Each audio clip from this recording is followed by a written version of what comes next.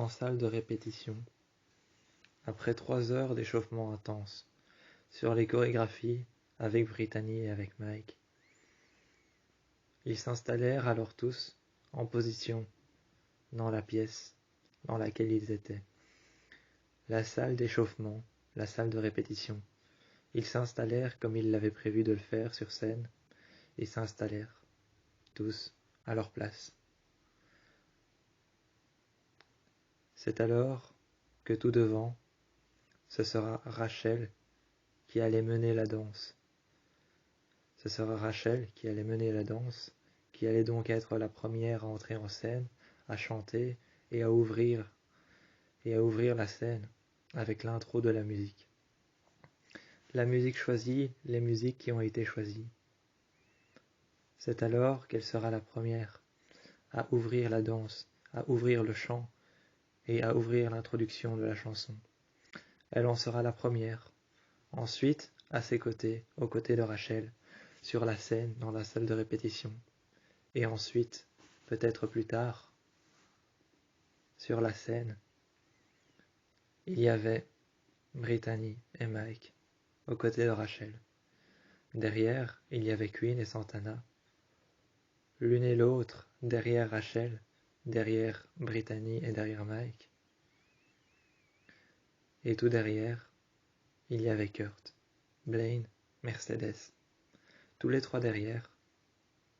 Dans l'ordre, sur la scène, en salle de répétition, cela donnait Rachel en avant-plan, avec Brittany et Mike. Et ensuite, nous avions Queen, juste à côté de Santana, derrière, au milieu de la scène. Et tout derrière, il y avait Kurt, sur le côté droit, Blaine sur le côté gauche, et entre deux, Mercedes. Prêts à danser, habillés, préparés, échauffés, ils montèrent tous sur scène, afin d'impressionner le jury, et d'impressionner McKinley.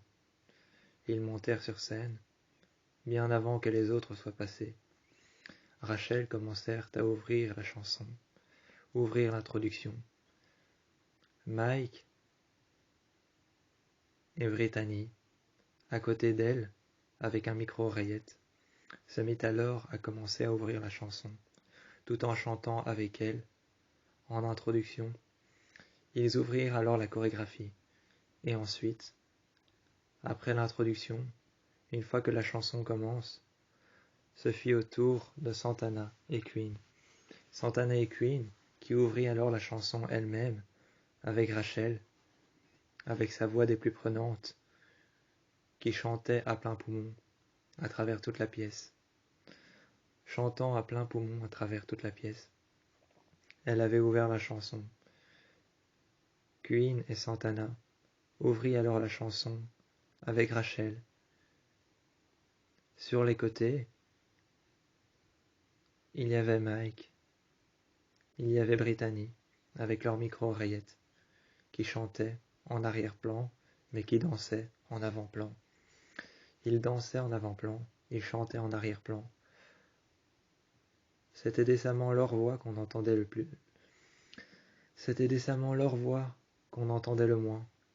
Mais en avant-plan et en arrière-plan, les voir danser, c'était décemment ce qu'on voyait le plus. C'est alors que Sue, dans le public, était en train de prendre des notes sur son calepin, de regarder chaque fait et geste, chaque mouvement, chaque chorégraphie, chaque chose interprétée. Elle attendait impatiemment que la croix qu'ils avaient accrochée au-dessus pour la mise en scène tombe et soit coupée par Queen, qui passèrent sur le côté. Elles laissèrent alors tomber la corde qui accrochait la croix en haut. Cette même croix tombèrent, mais de peu évita Santana et Queen sur le milieu de la scène. Rachel, qui regardèrent alors tout de suite Sue, la jugeant du doigt, la montrant du doigt et la jugeant avec son doigt, comme tout de suite ce pourrait être elle qui avait fait tomber cette corde, qui avait forcé un d'eux. C'était peut-être elle qui en avait forcé un d'eux tous, à faire tomber cette croix. Était-ce elle qui avait forcé 1, 2, 2? Et quand je dis ça, je parle forcément de Queen et Santana. L'une d'elles avait été forcée de couper cette corde et de faire tomber la croix en plein milieu de la scène. De peu, Queen et Santana avaient été évités. C'est alors plus tard que dans le bureau dessous, ses jambes sur son bureau, son calepin sur le côté, son livre ouvert, avec ses plans dévoilés au grand jour, Queen rentrèrent, forcèrent la porte, ouvrirent la porte dans laquelle se trouvait Queen, dans le bureau dessous, Sue qui était décemment en train de regarder la défaite de Will, Sue qui était en train de regarder la défaite de Will, de s'en délecter et d'apprivoiser le fait qu'elle avait réussi à les faire couler. Queen rentrèrent, claquèrent la porte derrière elle, refermèrent comme d'habitude, et dit alors à Sue: « Je pensais qu'on avait passé un accord, mais je pensais pas que j'allais y laisser la vie. » Sue enlevit alors ses bras et ses jambes. Elle enlevèrent ses bras et ses jambes qu'elle avait posés décemment contre son buste, les bras croisés qu'elle avait posés décemment contre son buste, comme si elle n'était pas d'accord avec Queen, et ses jambes qui étaient posées contre la table, comme si elle n'en avait rien à faire. Elles les enlevèrent alors tous les deux, décroisèrent les bras, qu'elles posèrent sur la table, mit alors ses jambes par terre. Elles s'appuyèrent sur la table, regardèrent Queen d'un air plus que fâché. Elles regardèrent Queen, et d'un air plus que fâché, comme outré, elles regardèrent Queen, s'appuyant sur son bureau, les jambes par terre, toute droite, figée dans le regard de Queen. Elle lui dit alors: « Queen, Queen, Queen, pour pouvoir faire couler l'adversaire, la personne que tu as en face de toi, faut savoir faire des sacrifices. » Elle dit alors à Queen, Sue dit alors à Queen: « Maintenant sors de mon bureau, je dois inscrire quelque chose dans mon calepin. » Queen fermèrent la porte et sortit alors de son bureau.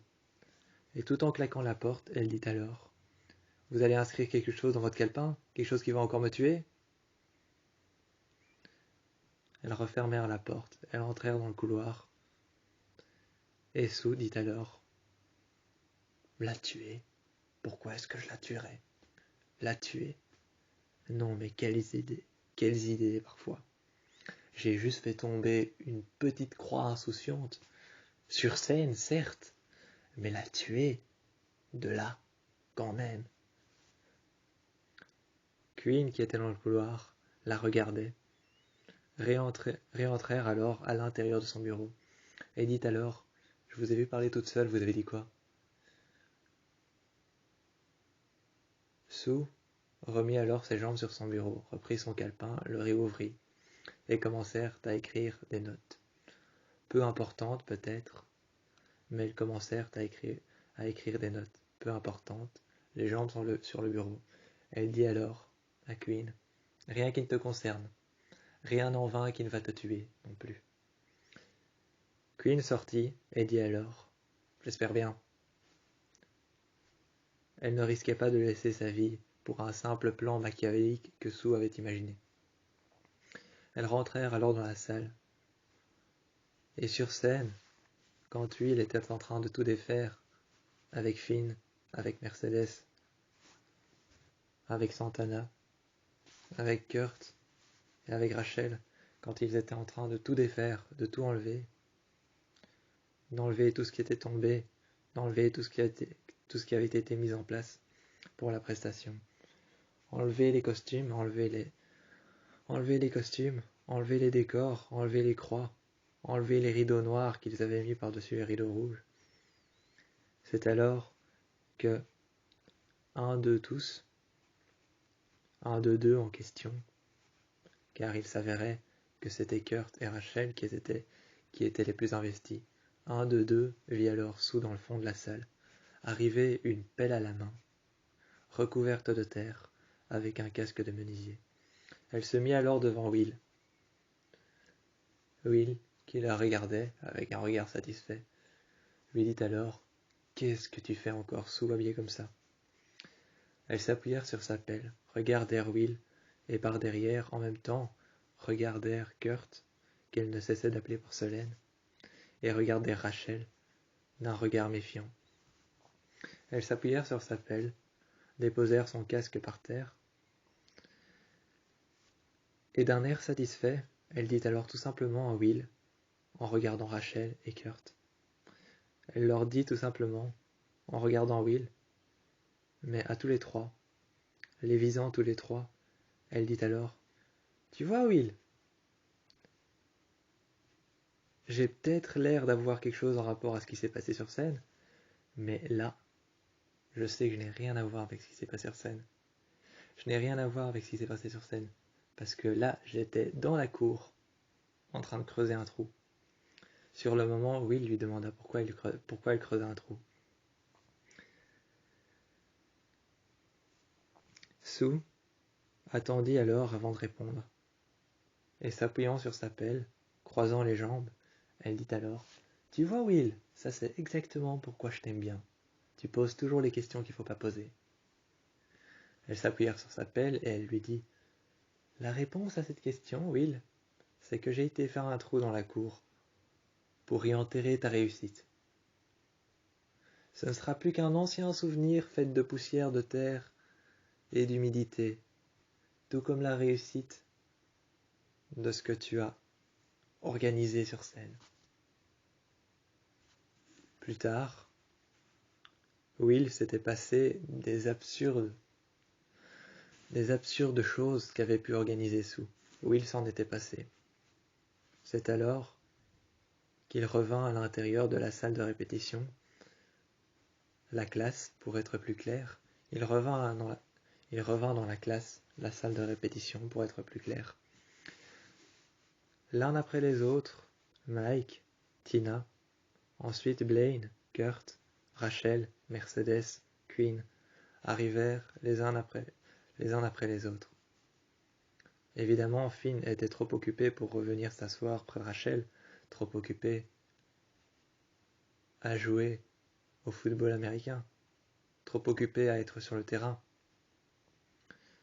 Trop occupé à être sur le terrain, Finn n'avait pas pu venir, n'avait pas pu trouver un moyen pour venir s'asseoir à côté de Rachel.